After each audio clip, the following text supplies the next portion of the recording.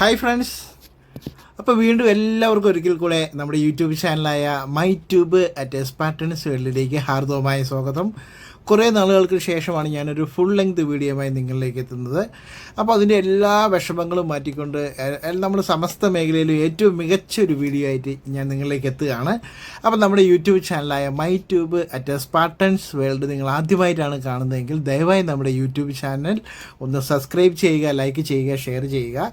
അത്യാവശ്യം കിടിലം വീഡിയോസുമായിട്ട് ഞാൻ നിങ്ങളിലേക്ക് വരാൻ നിങ്ങളുടെ ഓരോ കമൻറ്റുകളും നമുക്ക് വേണ്ടുന്ന പ്രോത്സാഹനമായി കരുതി നമ്മൾ വീണ്ടും വീണ്ടും നിങ്ങളിലേക്ക് വരുന്നതായിരിക്കും. അപ്പം ഞാൻ ഇത് ശരിക്കും പറഞ്ഞാൽ ഒരു കുറച്ച് മാസം ദസറയുടെ സമയത്ത് എടുത്ത വീഡിയോസാണ്. നമ്മുടെ ജോലി തിരക്കുകൾ കൊണ്ട് നമുക്ക് ഈ ഒരു വീഡിയോ അപ്ലോഡ് ചെയ്യാൻ കുറച്ച് ലേറ്റായി പോയി. അപ്പോൾ നിങ്ങൾ സദയം ക്ഷമിക്കുക. നമ്മളിന്ന് മൈസൂർ നഗരത്തിന് ഒറ്റ ദിവസം കൊണ്ട് ഓടിപ്പിടിച്ച് കാണുന്നത് എങ്ങനെയെന്നൊരു വീഡിയോയുമായിട്ടാണ് ഞാൻ നിങ്ങളിലേക്ക് എത്തുന്നത്.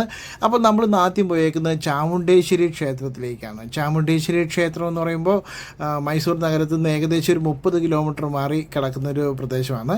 അപ്പോൾ രാവിലെ ഒരു 8 മണിയായപ്പോൾ തന്നെ അവിടെ പോയി നമ്മളൊരു 10 മണിയൊക്കെ ആയപ്പോൾ ദർശനം കിട്ടി. നമ്മൾ തിരിച്ചിറങ്ങി. അവിടെ ദർശനത്തിന് പല ക്യൂകളൊക്കെ ഉണ്ട്, അത് നിങ്ങൾക്ക് പോകുമ്പോൾ മനസ്സിലാവും.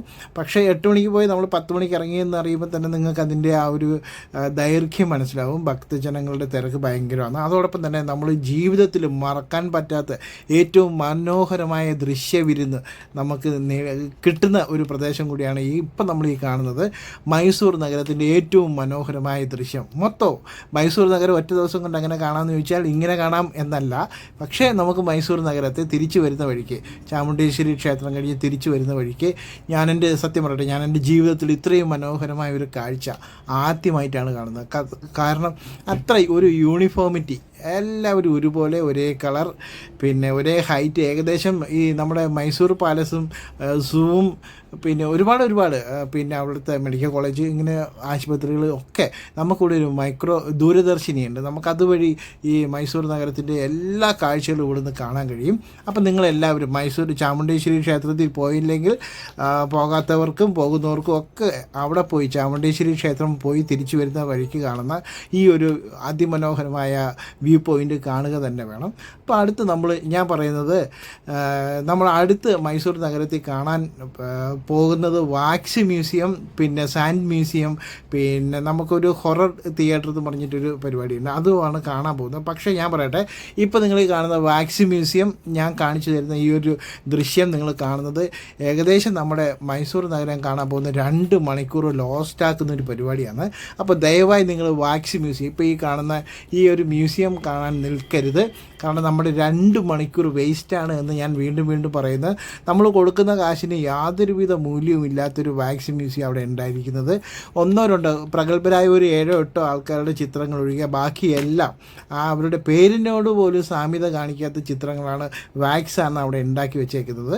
അപ്പോൾ ദയവായി നമ്മൾ ഒരു 2 മണിക്കൂർ നമ്മുടെ ഒരു ട്രാവൽ ഏജൻസിയിലാണ് നമ്മൾ പോകുന്നതെങ്കിൽ ഉറപ്പായി അവർ നമ്മളെ 2 മണിക്കൂർ അവിടെ തളച്ചിടും എന്ന കാര്യത്തിൽ യാതൊരു സംശയവും വേണ്ട.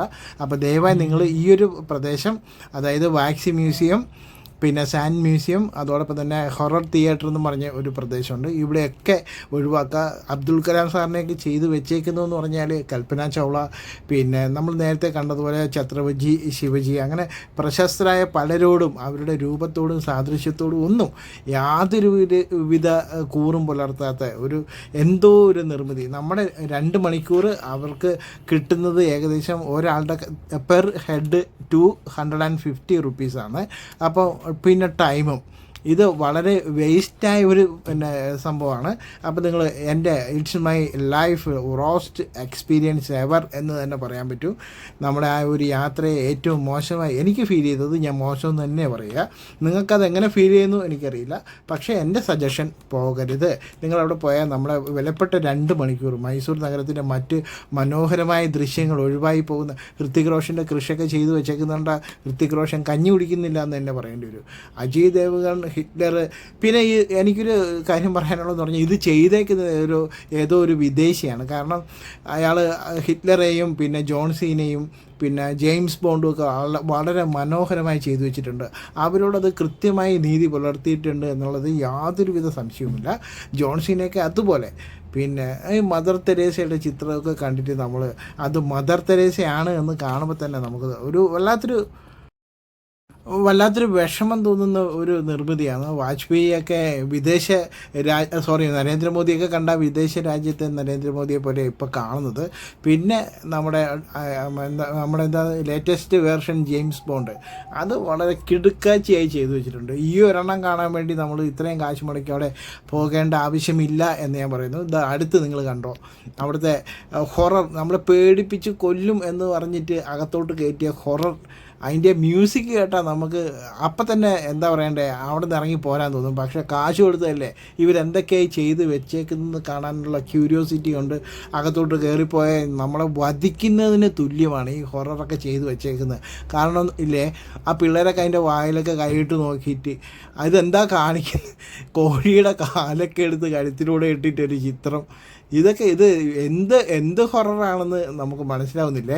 ഈ കുട്ടികൾ, ചെറിയ 2-3 വയസ്സുള്ള കുട്ടികളെ പേടിപ്പിക്കാനാണെങ്കിൽ നമ്മൾ ബഹുന്നാക്കിയാൽ പോരെ. പക്ഷേ ഇത്രയും കാശ് കൊടുത്ത് അവിടെ പോയിട്ട് ഇങ്ങനെ പേടിക്കേണ്ട ആവശ്യമുണ്ടോ? ഇത് പേടി പോയിട്ട് നമ്മുടെ ഒരു ദിവസത്തെ നിരാശയാണിത്. ദയവായി നിങ്ങൾ ഈ ഒരു ഭാഗത്തേക്ക് പോകരുത്.